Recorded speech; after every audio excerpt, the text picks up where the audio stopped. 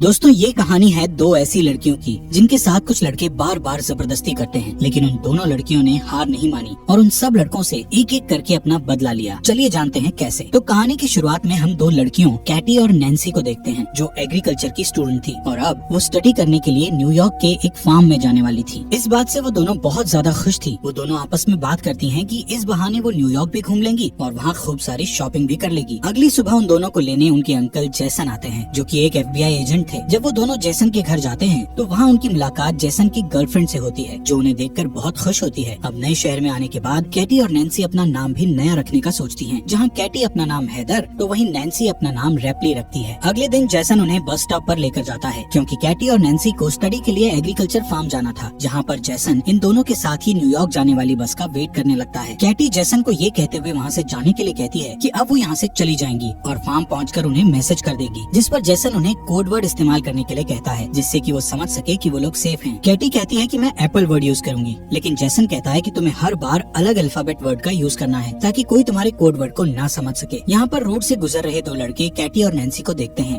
जैसन के यहाँ से जाने के बाद कैटी और नैन्सी एक रेस्टोरेंट में कॉफी पीने जाते हैं, जहाँ पर वो लड़के भी आ जाते हैं जो उन्हें कुछ देर पहले देख कर गए थे। इनका नाम जेड और ल्यूकस था। वो दोनों कैटी और नैन्सी से बातचीत करने लगते हैं। यहाँ पर कैटी और नैन्सी उनको अपना नाम हैदर और रैपली बताती है। कैटी उन्हें बताती है कि हम न्यूयॉर्क के एग्रीकल्चर फार्म में स्टडी के लिए जा रही हैं, जिस पर जेड उन्हें कहता है कि हम भी उधर ही जा रहे हैं, अगर तुम आना चाहो तो आ सकती हो, हम तुम्हें फार्म तक छोड़ देंगे। लेकिन कैटी उन्हें उनके साथ जाने से मना कर देती है और जब जेड और ल्यूकस वहाँ से जाने ही वाले होते हैं तो नैन्सी कैटी को उनके साथ जाने के लिए मना लेती है और वो दोनों उनके साथ चली जाती है। यहाँ से वो दोनों कैटी और नैन्सी को फार्म न ले जाकर अपने घर ले जाते हैं, जो कि एक जंगल के एकदम पास था। ये देखकर कैटी और नैन्सी थोड़ा घबरा जाती है और उन्हें तुरंत फार्म जाने के लिए कहती है। तभी घर से जेड और ल्यूकस की मॉम आती है, जो उन्हें बड़े ही प्यार से चाय पीने के लिए कहती है और उन्हें बताती है कि इसके बाद जेड और ल्यूकस तुम्हें फार्म छोड़ देंगे। अब जब वो दोनों चाय पी रही थी, तभी कैटी के पास उनके अंकल जेसन का मैसेज आता है, जिस पर कैटी उन्हें कोड वर्ड एप्पल लिखकर रिप्लाई कर देती है, जिससे जेसन समझता है कि वो दोनों सेफली फार्म पहुंच चुकी हैं। वहीं इधर ल्यूकस की मॉम उनको कुछ खाने के लिए देती है, जिसे खाते ही कैटी और नैन्सी को नशा चढ़ने लगता है, क्योंकि उस खाने में ड्रग्स मिला हुआ था, जिससे वो दोनों समझ जाती है कि उनके साथ कुछ गलत किया जा रहा है। इसलिए वो दोनों वहाँ से भागने की कोशिश करती है, लेकिन थोड़ी दूर जाकर वो बेहोश होकर नीचे गिर जाती है, जिसके बाद जेड और ल्यूकस उन्हें उठाकर वापस अपने घर में ले जाते हैं। अगले दिन जब उन्हें होश आता है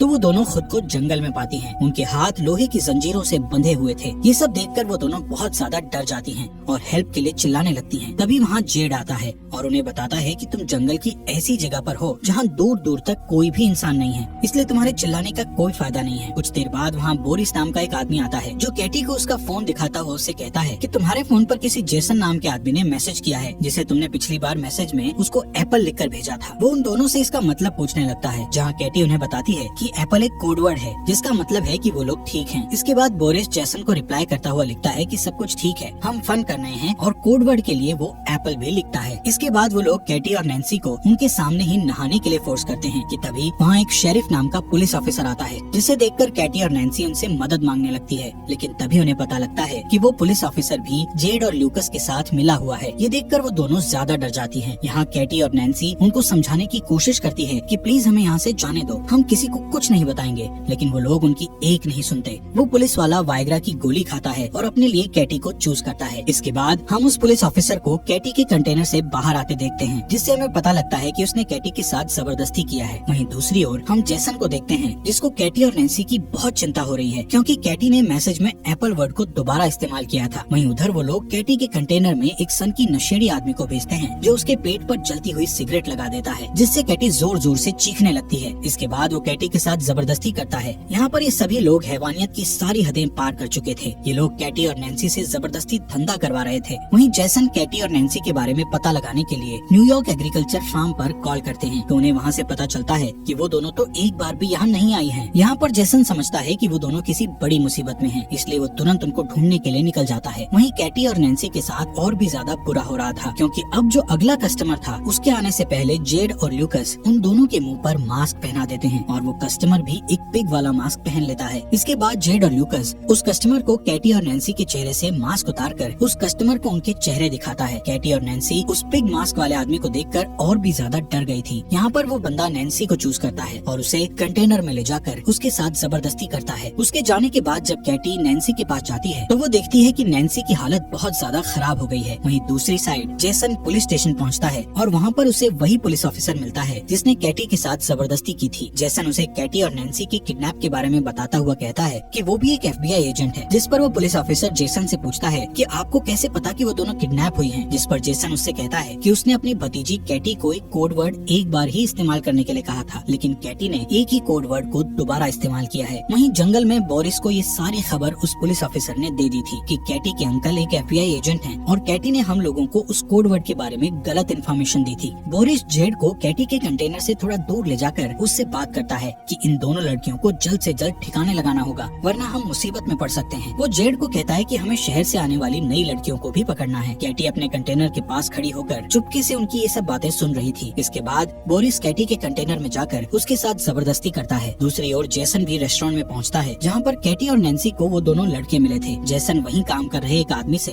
कैटी और नैन्सी के बारे में पूछता है, जहाँ वो आदमी उसे बोरिस की गाड़ी के बारे में बताता है।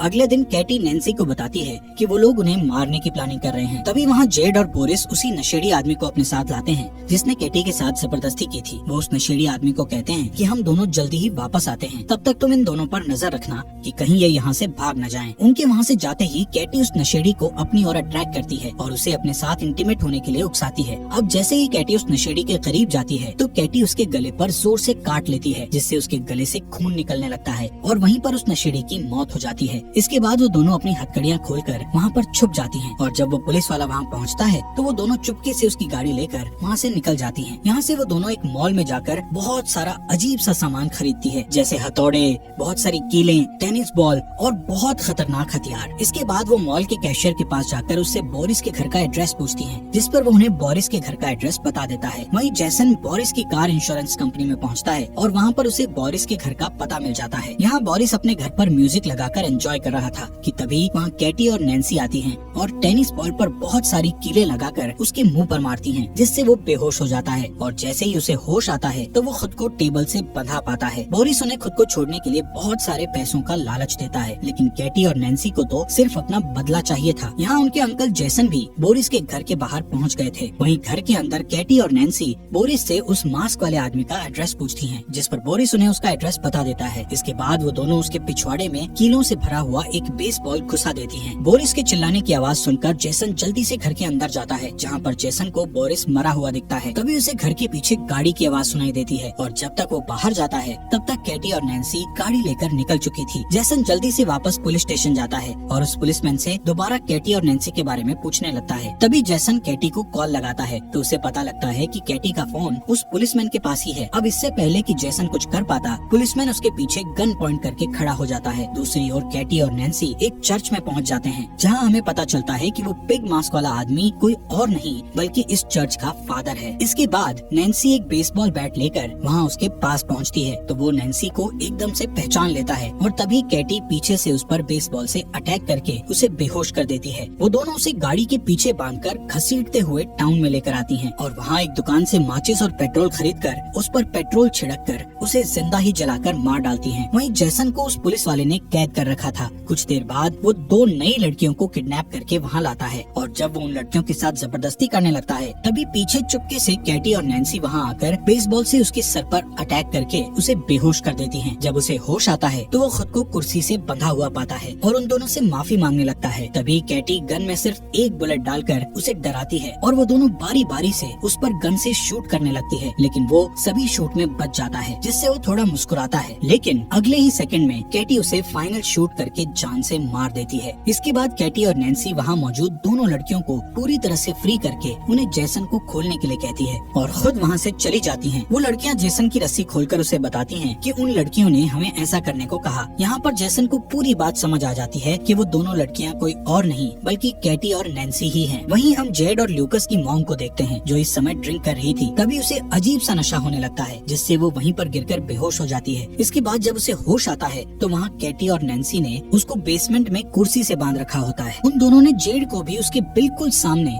वहीं पर बांध रखा था। यहाँ पर कैटी और नैन्सी जेड को उसकी मॉम की आंखों के सामने ही बेसबॉल मारकर नीचे गिरा देती हैं और फिर दोनों बेसबॉल बैट से मारते हुए उसे जान से मार देती हैं, जिससे उसकी मॉम जोर जोर से रोने लगती है। फिर वो उसकी मॉम को ल्यूकस के पास लेकर जाती है, जहाँ वो ल्यूकस के हाथ में बेसबॉल बैट देकर उसकी ही मॉम को उसे मारने के लिए कहती है और उसे धमकाती है कि अगर तुमने ऐसा नहीं किया तो हम तुम्हें गोली मार देंगे। लेकिन ल्यूकस ऐसा नहीं कर पाता, जिससे नैन्सी उसे गन से शूट करके मार डालती है। इसके बाद वो उसी गन को साफ करके ल्यूकस के हाथ में पकड़ा देती है, जिससे कि पुलिस को लगे कि वो लोग आपस में ही लड़कर मर गए हैं। इसके बाद उनकी मॉम कैटी और नैन्सी को कहती है कि अगर तुम मुझे नहीं मारोगे तो मैं तुम्हें बहुत सारे पैसे दे सकती हूँ। उसकी बात सुनकर कैटी और नैन्सी बहुत हंसती है और फिर कैटी एक कटिंग मशीन से उसका धड़ उसकी बॉडी से अलग कर देती है। कुछ दिनों बाद जैसन कैटी और नैन्सी के घर जाता है, जहाँ पर हम देखते हैं कि कैटी और नैन्सी दोबारा से न्यूयॉर्क एग्रीकल्चर फार्म में अपने अंकल जैसन के साथ जा रही थी और फाइनली वो न्यूयॉर्क एग्रीकल्चर फार्म में पहुँच जाती है।